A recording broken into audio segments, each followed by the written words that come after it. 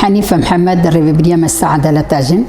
يا كانتونا قامشلو وكي جن كو جفاك بوني دا راسيكو جني البرخو دا جني تكاريبو جني وكي جفاك بونا دا سبيكا جفاك بوني دا كو كاريبو وك هفية دا جفاكي دا بمشيني اما هيدي كو أذكرنا كو سيستمي دا سلادر هاتا تشكرن كو أو هيدي جدستي جني هم دركتو هم وقت التبليه فيا جفاكي هاتا تشكرن بر أم دبيجن جفاك جنو مي آليكك جنة آليكك ميرا و جفاك بهتري خاكو جن أم بيني في جفاكي نيفي ديجي پروردت كي ببويتي معوي معني كو جن جفاك تبعية جبر فيا كي أم دبي كو تعدا كل جنيه دبي الجفاكي تبي دبي جبر او زاروك بجنيفا غريداينا مال بعض بجنيفا غريداينا تربيه مالي بجنيفا غريدايا دائما جي قوتني كي سروكاتي هبو دغو جنا ازاد جواكي ازاده جن ازاد بي جواكي ازاد بي ام ترن فينا فغري بدن اما ام بچمانه روجك جهاني هاتيه چكرن او روج چمانه روجكي تانية بس اما امكتف غريجن وك حركاتيجن وك ريخستنيجن غركم روجانه بكن روجيجني ام روجانه بكن روج بر ام دناف كافي كارو خباتي دنا ايشاجنا ام بدبينن ام بپزگريكي جواكي يعني وقت بد مشتغلن ايشاكو جن دبينه شو امنها برو كونفرنس كي جدي تشراسي بلان شواكو ام يا كونفرنس حتى كونفرنس مبنيه ايشاكو جنا پردبي ام جاركي اليكي وينا غريد دم بالوزياكو هاتي چكرن شريكو للسر منطقه هاتي چكرن تدخلاتكو هنا تايبت وكي دولتا تركيكو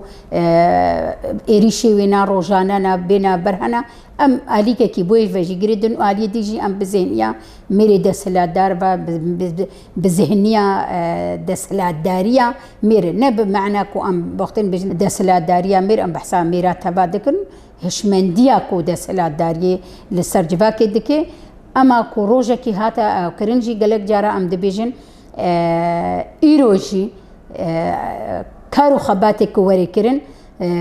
نعم بزجريكا بهيلن بهيفيا لجني صلحيبا ان بهيلنا بهيفيا مالي جنيفا نعم وكي جن تبخبر برسكار بينن ام تمخو بي معني دبنن زاغوني هاتنا نفيساندن ام بباريزن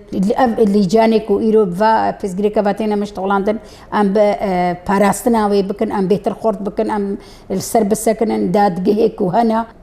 ام بهتر هيزي بدني ام قواتي بدني دا ام فاناك وفا افزاغون ورنا باراستنش بر ام هنكي نتظرفا كيولو نورمال دانا ام بيولو زاغوني مداني نوي بمشي كارو خباتي مكارنا ابنا وكي ريكا كزفتي همتي بيد مشي افناجي امنانا ام بده كلامات سكنن ام بده بزغريك البيشيا ماد سكنن ايرو هي سيستما دا سلاداريا نظامات سوري الفيدريا يعني افحمود بنا بزغريك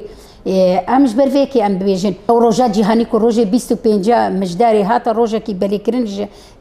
جنارا وكي روجك هاتا خويا كرن وقت الطبقه نبهي في طبقه كاركر يعني كاد كاريكو رابونا سرخوا او معمل هاتا شوطان دن كسي او نا بهيدي بالصاله بردوام كر نبروجا بصاله بردوام كر جني خوندوان جني زانا جني سياسي جني نفيسكار او تفليبون داكتنا وانا دشار عاده براهشتنا طبقه كاركر الجقولا ونانرا يعني قل بمعنى ام اشيتيت خوازن نانجي بمعنى ام برتشينا نوكهفيا كو دهاتا تشكرن دنقبه جنو ميرادا هيدي تأثير أخوان للطبقة زانكر كسي خوندوان بون كسي نفيسكار بون طرصة دنياي جفينابو طرصة متحدة جفينابو كو إيدا بالسيطرة وانا دركبي جني إيدا أونا وجلو ما جني نفيسكار هاتنا هدف قرتن هاتنا كشتن جني كو بهتري خوا زانبون هاتنا هدف قرتن كو هاتنا وقت بيجي اغتصاب كرن هاتنا قتل كرن برنا سر مقصلي جنا فرنسي بيجي نفيسكارا كاد بيجي ام جينا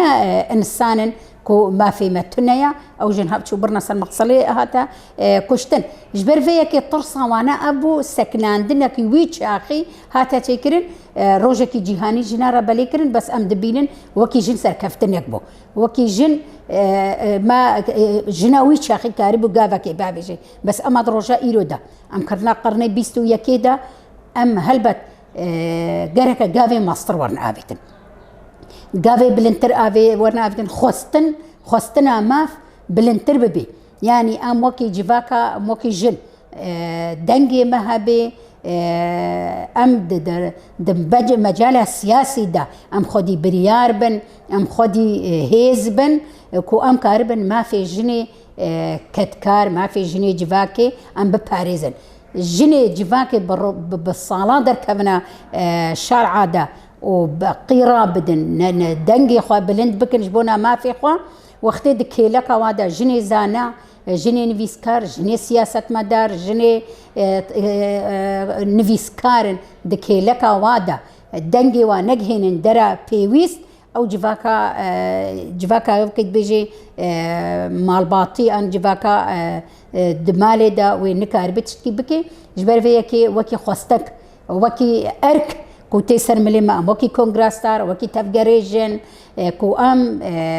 بهتري خراسي في مجال بيشا ما وك جني روج افا فكريا هنا محافل دولي ونبس جني روج افا تاني بلكي امك جني روج افا ام مجال بيشا ما هيا ام ببن ريفا بر ام ريفا بكن بجني جيهاني تباي تايبت بيتر جني دروه لا تنافين دا حتى جني كو ايرو الدولة غربي دا جي بلكي هجمارك جن تيخو ياكرن دنا برلمانا دا درادا بس نجهنا اسطا ببنا خدي برياره قرك ام جن ببن خدي برياري كو ام جن ما في جني خوزاي كو ما في جني خوزاي هيا اما الباطي ديمقراط افا بكن ام جفاكي ديمقراط افا بكن ام جداية نقبة جنو ميردنوي افا كرن ام مالباطا كو مالباط بخوا كو دايك كو او زاروك جبطنوي دركبي كاتشو كراك ام بهيلن بحس هيك او جن او كاتشجي عنصركي محمد جفاكي دا پیش روزی پیشاوی دری وری فکرن او جنکاری گاوی هری مازن باویشه ابوکی ارککی راسیشی لسر ملی جنی کود ایرود اداره دنا ایرود ریوبریه دنا جنی کو ایدا ریوبریه دکی او دکاری و مجاله وکی جبر ویکی ام دبیجن و درک روزی ما حمو صالح تبن رب 25 مجداری نبس روزی کی تنی تیرا مناکی ام روزی خو حمو بکن هشتی آداری كو مجال بيشا جني ذكيش بر جن خدي إرادية جن بإرادية جن بهيزة جن خدي إمكانية بري أو جنا ضعيف يرو أميزين الدجاب هيدا كو هم بر داعشي